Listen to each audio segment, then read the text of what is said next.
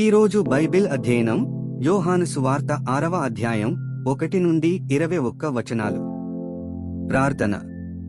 ప్రియమైన దేవా, మీ వాక్యాన్ని అధ్యయనం చేయడానికి మాకు సమయం ఇచ్చినందుకు ధన్యవాదాలు. మేము మీ వాక్యాన్ని విన్నప్పుడు మా మనస్సులను పునరుద్ధరించండి మరియు మాకు అవగాహనను ఇవ్వండి.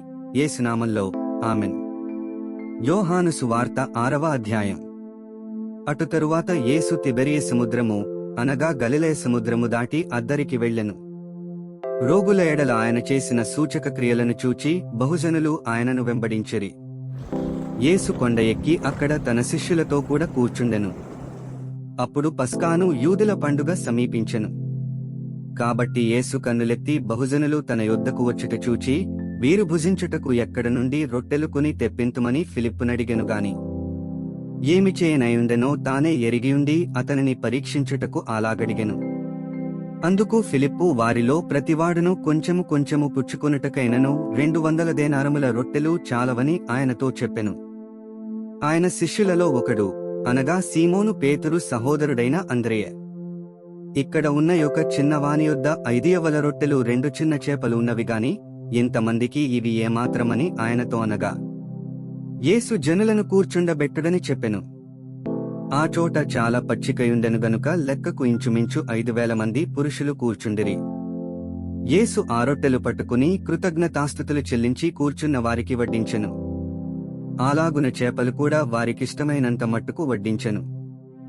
వారు తృప్తిగా తినిన తరువాత ఏమీ నష్టపడకుండా మిగిలిన ముక్కలు పోగు చేయుడని తన శిష్యులతో చెప్పెను.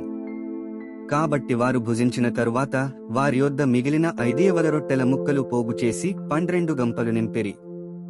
ఆ మనుష్యులు యేసు చేసిన సూచక క్రియను చూచి, నిజముగా ఈ లోకమునకు రాబోవు ప్రవక్త ఈయనే అని చెప్పుకొనిరి. రాజుగా చేయుటకు వారు వచ్చి తన్ను బలవంతముగా పట్టుకొనబోవుచున్నారని యేసు ఎరిగి మరల కొండకు ఒంటరిగా వెళ్ళెను. సాయంకాలమైనప్పుడు ఆయన శిష్యులు సముద్రమునొద్దకు వెళ్లి దోణి ఎక్కి సముద్రపుటద్దరినున్న కపెర్నహూమునకు పోవుచుండిరి. అంతలో చీకటాయను గాని యేసు వారి యొద్దకు ఇంకను రాలేదు. అప్పుడు పెద్దగాలి విసరగా సముద్రము పొంగుచుండెను.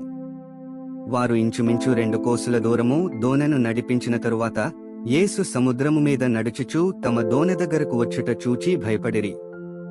అయితే ఆయన నేనే, భయపడకుడని వారితో చెప్పెను. కనుక ఆయనను దోణె మీద ఎక్కించుకొనుటకు వారిష్టపడిరి. వెంటనే ఆ దోణె వారు వెళ్ళుచున్న ప్రదేశమునకు చేరెను. 21 వచనాలు చదివియున్నాము. ముగింపు ప్రార్థన. సర్వశక్తిమంతుడైన దేవా, నీవే మార్గము, సత్యము మరియు జీవము.